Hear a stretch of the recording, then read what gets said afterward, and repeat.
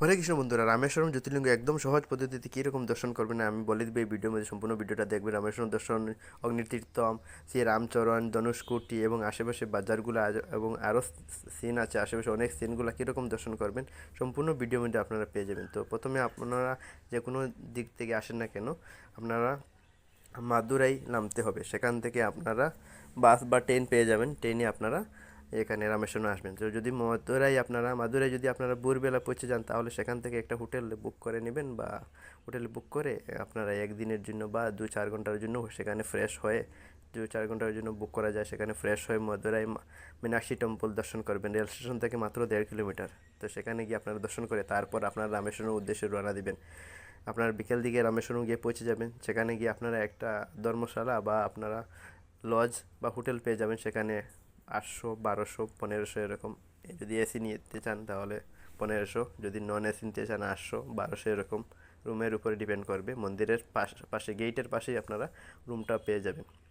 সেখানে বুক করবেন।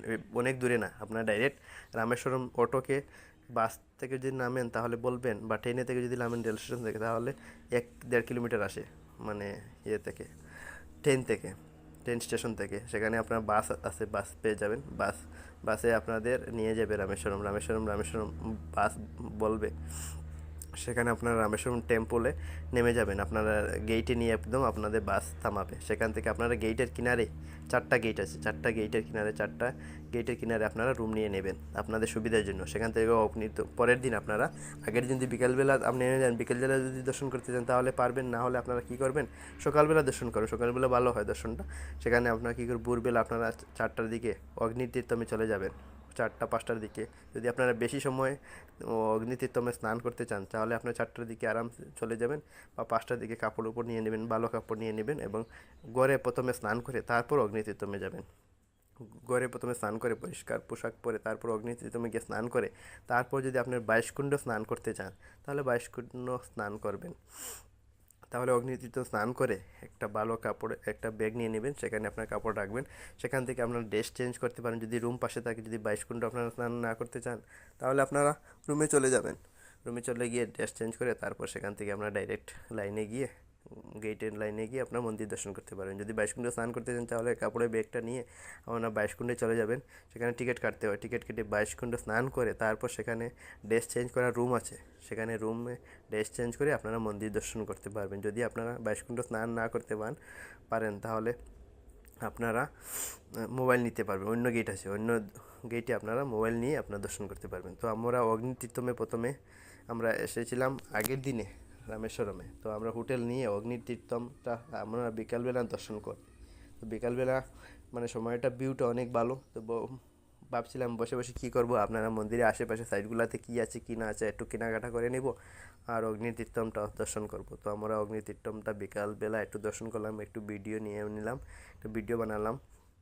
অনেক সুন্দর স্থানটা। রামেশ্বরম দর্শন একদম ইজি পদ্ধতি। অন্য অন্য মন্দিরগুলোতে যা সময় লাগে, রামেশ্বরম অতটুকু সময় লাগে না। আমি যা ভেবেছিলাম, যদি 22 কুণ্ড স্নান করতে চান তাহলে আপনাদের 4-5 ঘন্টা সময় লাগবে, একটু আগেই বেরিয়ে যাবে। আর যদি 22 কুণ্ড স্নান না করতে পারেন, তাহলে কম সময়ের মধ্যে আপনারা রামেশ্বরমের জ্যোতির্লিঙ্গ দর্শন করতে পারবেন। তো মোবাইল নেওয়া যায়, কিন্তু জ্যোতির্লিঙ্গ কিনারে আপনারা মোবাইলটা অন করবেন না, ফ্লাইট মোডে রাখবেন বা সাইলেন্ট মোডে রাখবেন।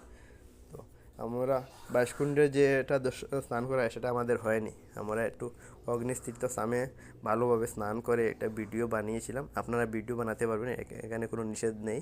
ভিডিও বানাতে, ফটো তুলতে পারবেন আপনারা। এখানে পূজা আদি, এখানে পিণ্ডদান করতে পারবেন। যদি পিণ্ডদান কারোর করার ইচ্ছা থাকে তাহলে পিণ্ডদান করতে, এখানে ব্রাহ্মণ পাওয়া যায়, বা আপনারা নিজে থেকে ব্রাহ্মণ যদি থাকে তাহলে তাদেরকে নিয়ে পিণ্ডদান করতে পারবেন। সেখানে আপনারা আমার সঙ্গে স্নান করবেন, পূর্বপুরুষের উদ্দেশ্যে আপনারা জলদান করবেন।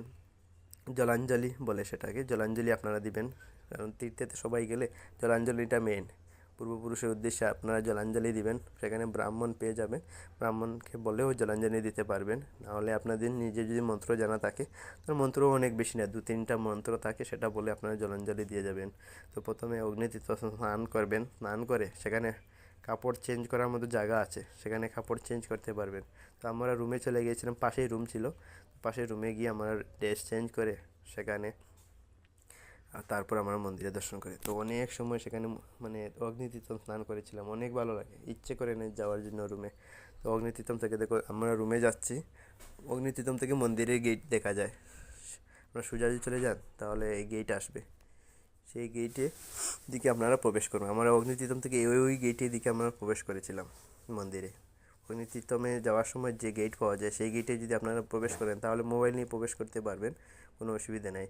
আর যদি আপনারা 22 কুণ্ডে স্নান করতে পারেন তাহলে সামনে সেখানে যে কোনো লোককে আপনারা বলে দিবেন 22 কুণ্ড স্নান করব, ওই হিন্দিতে বললে ওরা বলে দিবে 22 কুণ্ড। তো ওরা গেট বলে দিবে এই গেটের দিকে যান, সেই গেটের দিকে গিয়ে আপনারা 22 কুণ্ড দর্শন করতে পারেন। তো আমরা রামেশ্বরম জ্যোতির্লিঙ্গ দর্শন করেছিলাম। তারপর মোবাইল তো নিয়ে জানি না, মোবাইলটা বাইরে রাখতে হয় বলে আমরা বাইরে রেখে গিয়েছিলাম লোকারে। 50 টাকা নিয়েছিল, আরও কম আছে, আমরা ঘোরাঘুরি মধ্যে এটা রেখে গিয়েছিলাম বাইরে।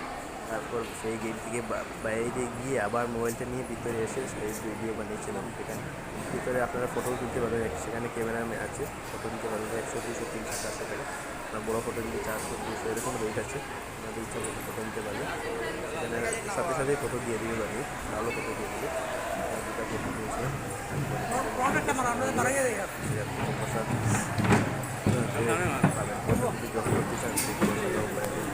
আমরা তো সব ভিতরে মন্দির ভিতর থেকে একটা চাইনি, আমরা বাইরে বেরিয়েছিলাম। দর্শন ভালো করে করে